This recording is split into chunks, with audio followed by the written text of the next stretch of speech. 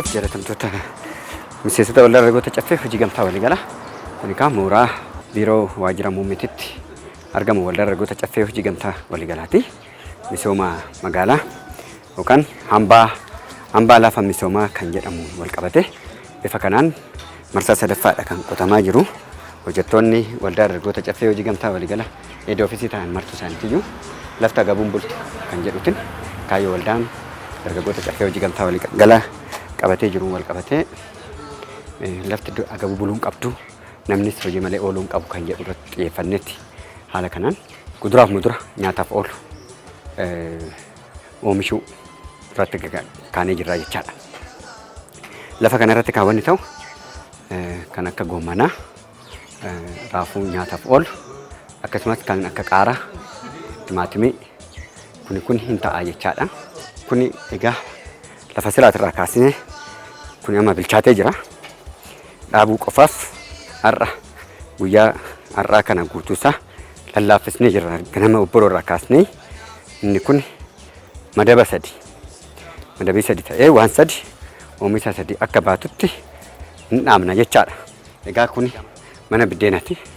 Biddeenni asitti tolchama waldaa dargaggoota caffee hojii gamtaa walii galaa. Manni baaburaa bifa kanaatiin duraan achi keessatti kan naanna'ee jiru amma bifa kanaan akkana naanneffannee haala kanaan hojjechaa jirra. Waldaa dargaggoota caffee hojii gamtaa walii galaa lafa kana irratti ijaarra jenneetti kan socho'aa jiru. Egaa lafti kun tanaan dura cal jedhameetuma afaan banee duwwaa taa'aa kan turedha. Isa duuba amma isin agarsiisee bal'ichatanii fi isa kana qaama koreedaraa goone haala koreedaraa irratti hojjetamu koreedaraan hojjechuudhaaf waldaan dargaggoota caffee hojii gamtaa walii galaa diizaanii guutuu isaa finnee jirra. Isas akkuma itti aansutti isin agarsiisa. Kuni waldaan dargaggoota caffee hojii gamtaa walii galaa jiddugalli isaa seensi mooraa isaa bifa kanaan haala kanaan loogoo keenya fi beeksisa keenya godhannee jirra. Haala kanaan kan hojjechaa jirru jechaadha. Caffeen fi dhaabbanni konkolaataa oomishu akkasumas sooshaal responsibilitii hojjettoota mootummaadhaa kan ta'anii miseensota keessas miti miseensa keessas warreen jiran warra harka qalleeyyiidha. Haala bulchiisni magaalaa Finfinnee fi mootummaan gadi buusetiin haala kanaan deeggarsa ayyaana waggaa irratti godhaa turre. Sappilaawonni keenya Dr. Eriik fi Mr. Keebii kan jedhamanidha. Isaan kanas godhachuudhaan bifa kanaan kan deemaa jiru.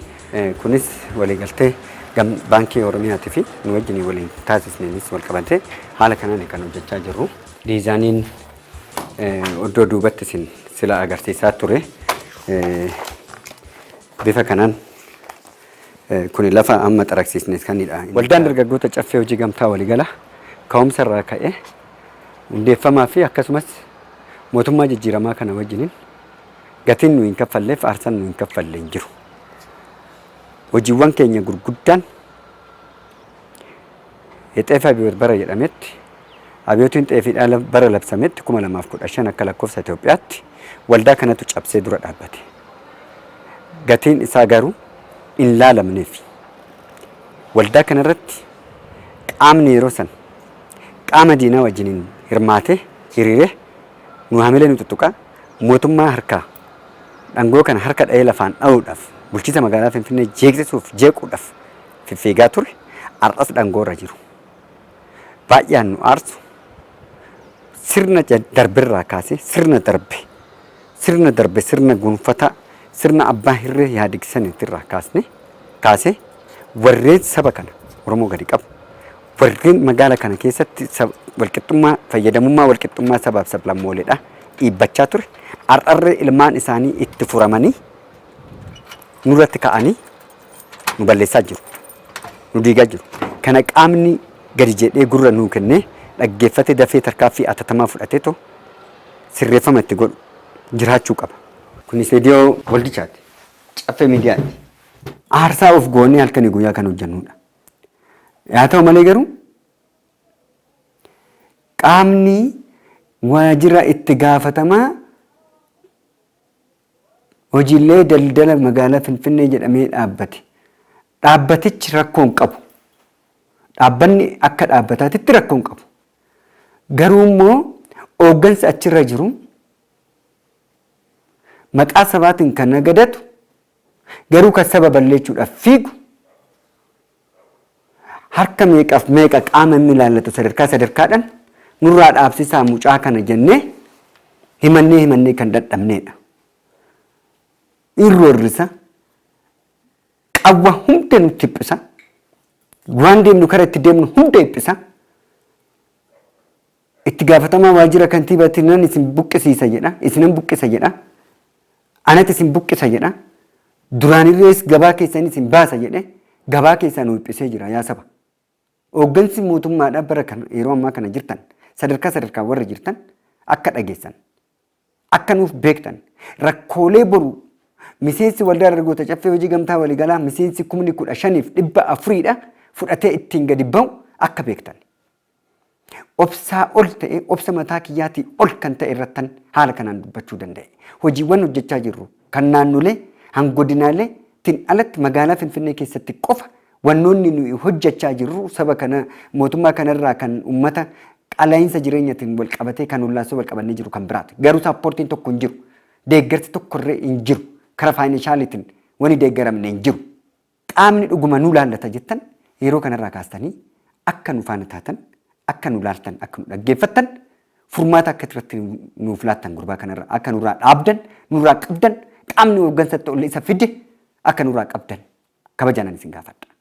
Nuyi kabaja mootummaa kanaaf kabaja deeggarsa mootummaatii fi kabaja fi deeggarsa bira dhaabbannaa mootummaa sirna kanaa gadi utubna gadi dhaabna humna taana fi waliin cabsinu wal cimsina waliin dhaabbisnu wal dabarsina jennee kantiibaa bulchiisa magaalaa Finfinnee bira dhaabbanna jenneeti. Kabajamtuun dooktora kabajaa adde Adaanach Abeebee kabajaaf jaalala guddaa qabnaafi rakkoolee boru dhufuuf qalaayinsa jireenyaatiin wal qabatee numatu yaamama. Sadarkaa federaalaatti ijaaramne naannoo 12 irratti kan socho'aa jirru godinaalee 22 Oromiyaatti irratti kan jiru miseensi keenya 15,400 Oromiyaa irratti kan jiru aannaniin horsiisa aannanii horsiisa loonii aannaniitiin saawwan aannanii 60 galchuutti jirra. Horii foonii horii 30 kan qabatu sheedii ijaarree jirra. Lukkuu 9,000 ji'atti 9,000 kan baasuu danda'u ijaarree jirra. Sheedii 3 ijaarree jirra. Qurxummii horsiisa qurxummii ijaarree jirra. Finfinnee irratti garuu amma nuyi Finfinneedhaaf taane Finfinneen nutti taate malee nuuf hin taane. Ilaalcha nama dhuunfa dhimma siyaasaa ta'ee boru akka ibidda biraatii fi siyaasa biraa akka ajandaa siyaasa biraa akka nurratti hin deemne gurbaa kana nurraa qabadha. Garuu immoo muufannee dubbannee hin beeknu. Ishee kana akka nurraa qabdan rakkoo jiru immoo ofitti nu dhiyeessitanii akka ajandaa nu dhumtanii nu mariisistan kabajaan isin gaafadha. Galatooma horaa bulaa Liibana.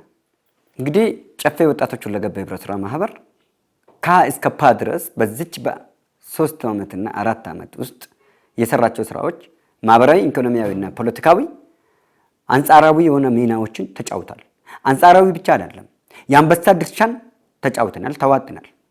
አሁንም ነገም ተነጎዳም ከመንግስታችን ጎን እንደምንቆም እንዲሁም ከተከበረ ከአዲስ አበባ ከተማ መስተዳደር ጎን በተለይ ከክብር ዶክተር ክብርት ወይዘሮ አዳነች አቤቤ አዲስ አበባ ከተማ አስተዳደር ከንቲባ ጎን በሙሉ አቅማችን በሙሉ ዕውቀታችን ችሎታችን በአደረጃጀታችን እንደምንሰለፍ እየገለጽን ነገር ግን አንዳንድ ለየት ያሉ በእነኚህ ስራዎች ላይ እንዳንሰራ አሳሪ የሆኑብን ስራችን ላይ አሳሪ የሆኑብን የስራ አመራሮች አሉ።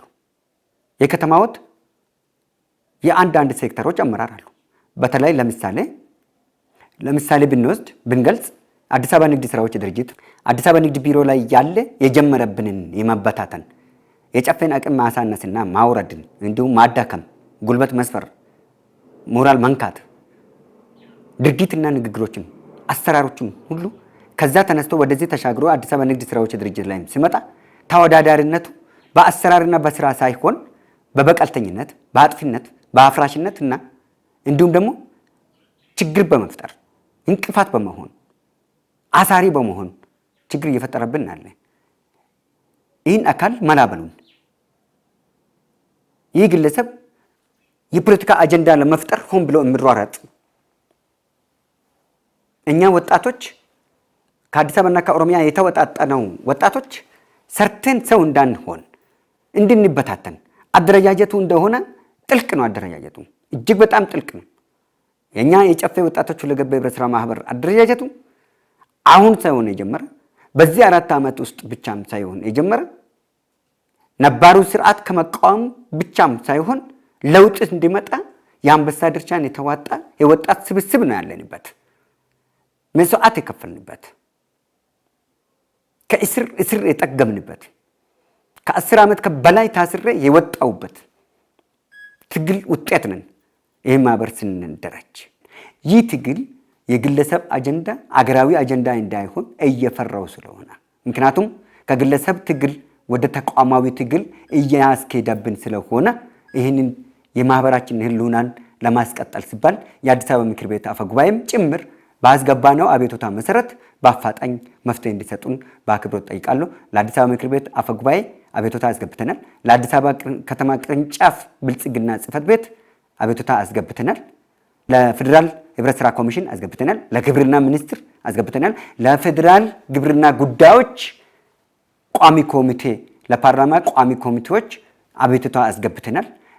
ለኢትዮጵያ ብልጽግና ጽህፈት ቤት ተቋማችንና አቤቱታችንን አስገብተናል።